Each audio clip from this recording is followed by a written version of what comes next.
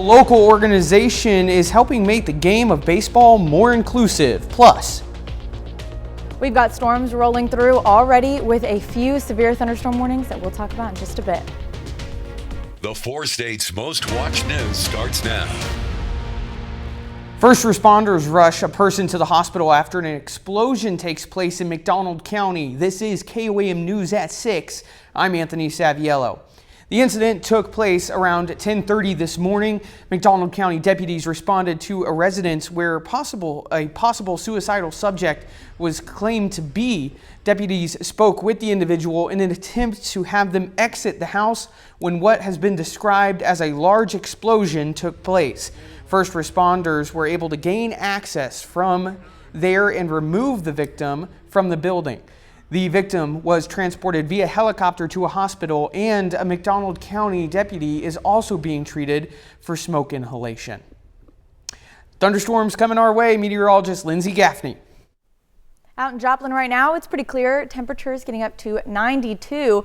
We do have heat advisory issued for most of our counties, and that is due to a heat index today, which got up to about 105 to 110. And we also have an excessive heat warning for a few of our counties in Oklahoma, which heat index gets up to 115. However, our main concern right now, we've got some massive storms rolling through. We've got a cold front pushing through, which is why we've got cooler temperatures tomorrow.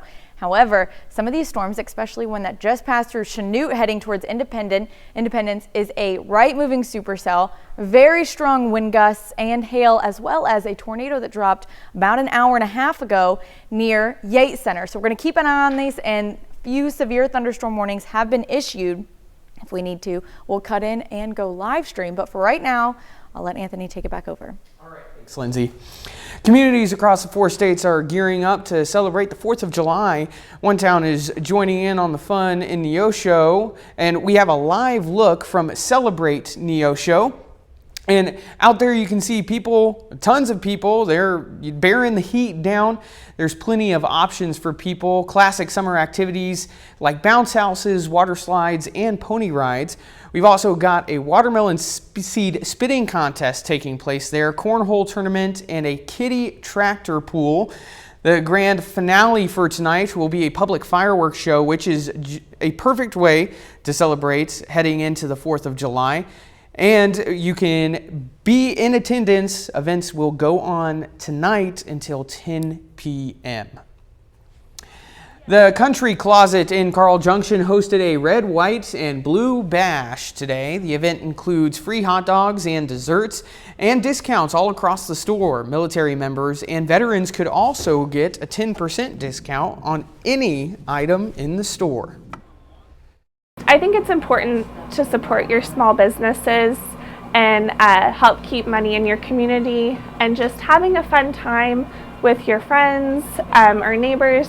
Come in and shop and have a good time. People could also participate in a flower crown making class for just $10. Lego and relax, because Joplin Public Library is hosting a Lego Build-a-thon. The Build-a-thon is open for kids ages 6 to 12 and is free and open to the public.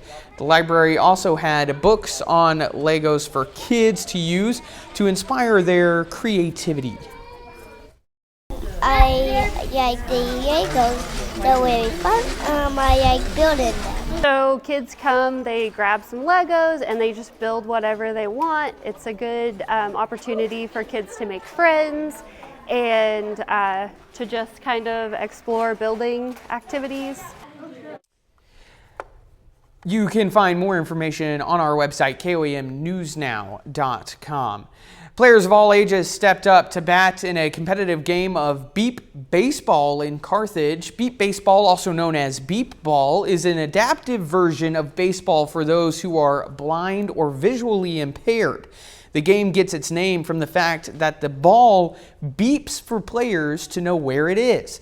The game was first played at the newly opened adaptive sports field developed by the MLV Foundation.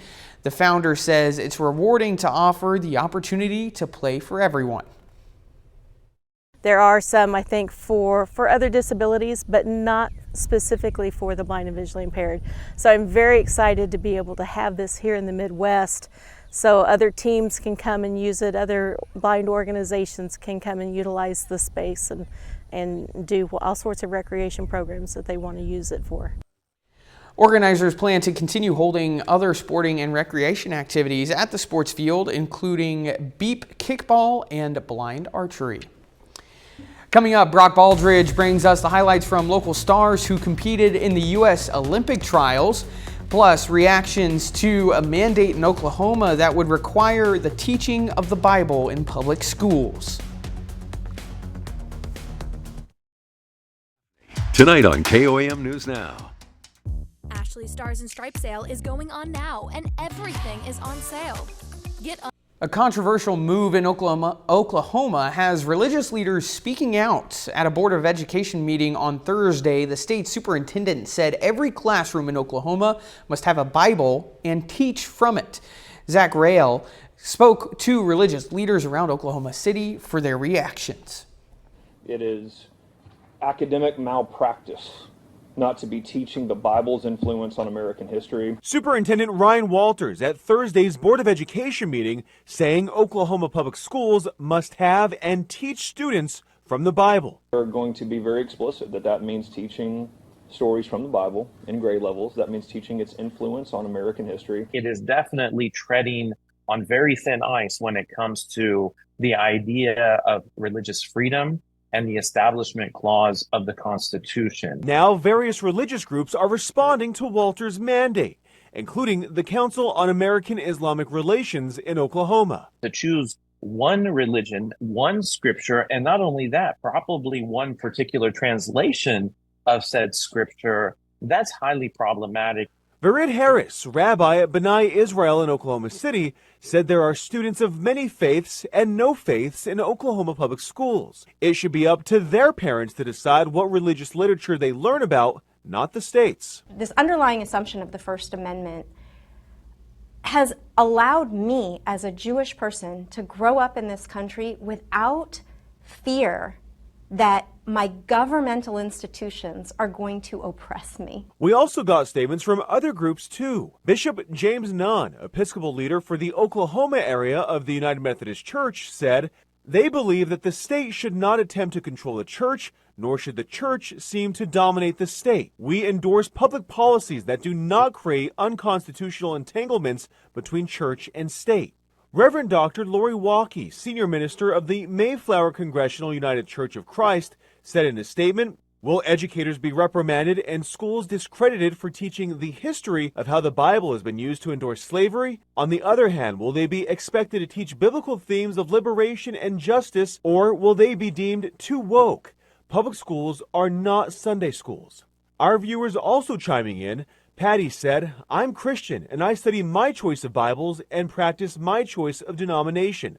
I cannot get on board with this." CA added, "Forcing a religion down people's throats is only going to make them angry and not want to pursue that religion." A little later, a monolith pops up and the mystery behind it is helping one business thrive. And we've got heat, but right now we've got severe weather. We'll talk about it right after the break. It's the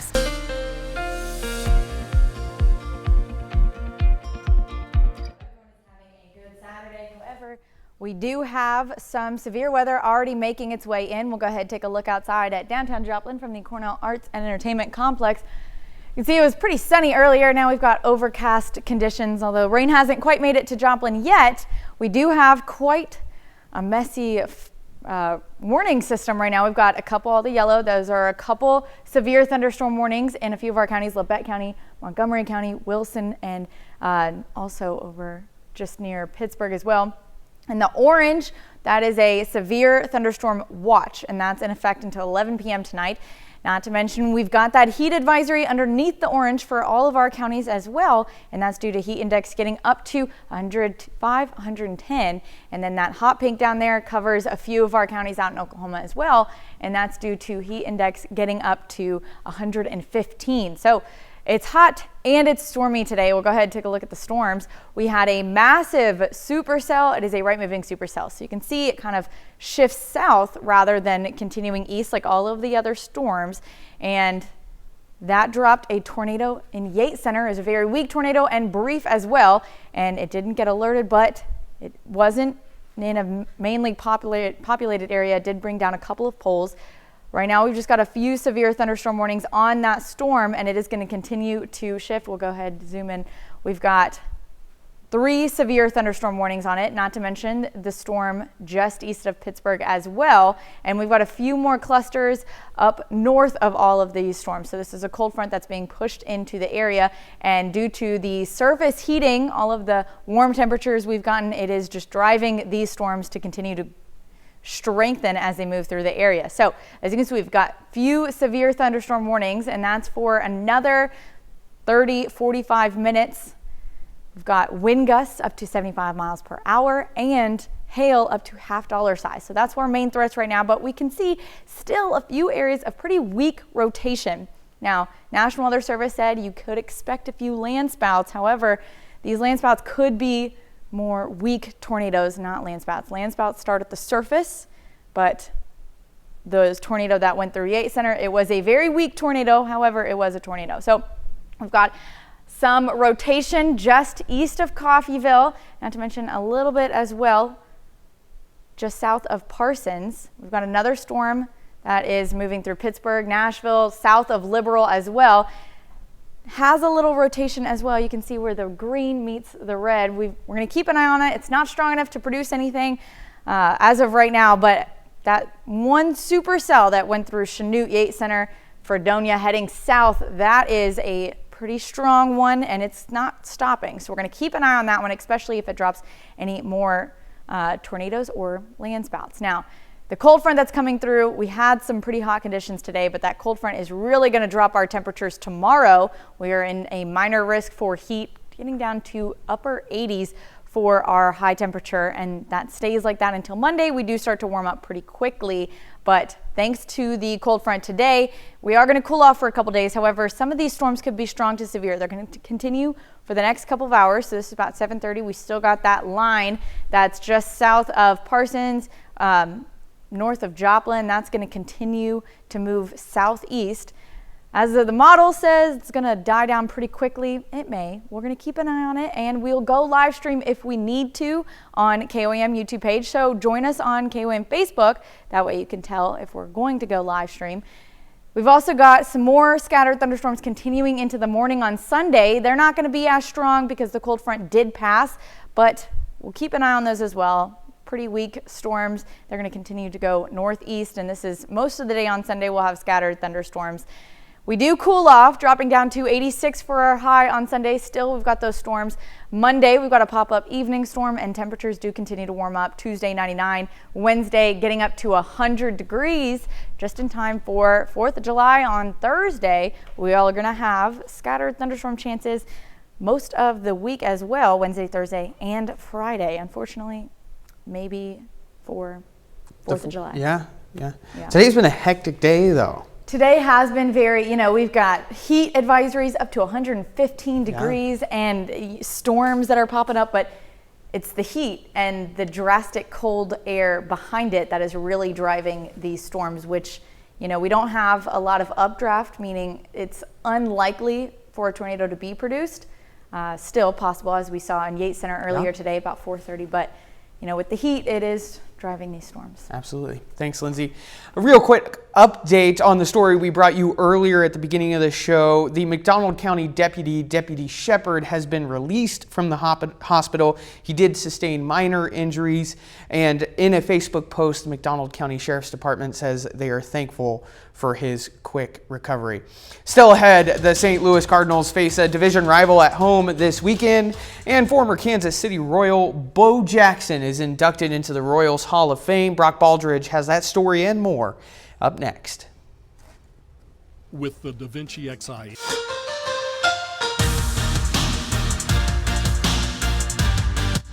The Joplin Outlaws continue their homestand this weekend. After winning 5 of their last 6 games, Joplin has lost the first 2 home games of the series. How will they respond tonight? Joplin is in second place in the Mid-American League standings, taking on third place Fort Smith. This game is scheduled to begin at 7:05 p.m. weather permitting. We'll have the highlights from this one, so check back in with us tonight at 10. Well, the St. Louis Cardinals are really starting to get things turned around. This weekend, the Redbirds welcome in division rival Cincinnati into town. Warm day in St. Louis. Former Rams wide receiver Isaac Bruce throws out the first pitch of the game. So in the third inning, no score. Jonathan India keeps this ball fair down the line. It's a ground rule double, lands into the seats there. Reds lead 1-0. So next batter to the plate now, Ellie De La Cruz slaps one the other way, and that's down for an RBI single. Cincinnati scores a pair of runs in the third inning. Reds lead 2-0. So Reds lead 2-1 in the fifth inning now. Bases loaded jam for Sonny Gray, and Nolan Arenado can't field it cleanly. The runner is safe. Everybody is safe. Reds add another run to the board. It's now 3-1. Later in the inning, the rally continues for Cincinnati as Will Benson singles up the middle. That scores 2 more runs. Cincinnati holds on the rest of the way. Reds beat the Cardinals 9-4, the final score. In Kansas City, Bo Jackson is officially inducted into the Royals 2024 Hall of Fame class. Jackson played with the Royals from 1986 to 1990. He's best known for being a multi-sport athlete by playing with the Kansas City Royals and playing professional football with the Oakland Raiders as his hobby.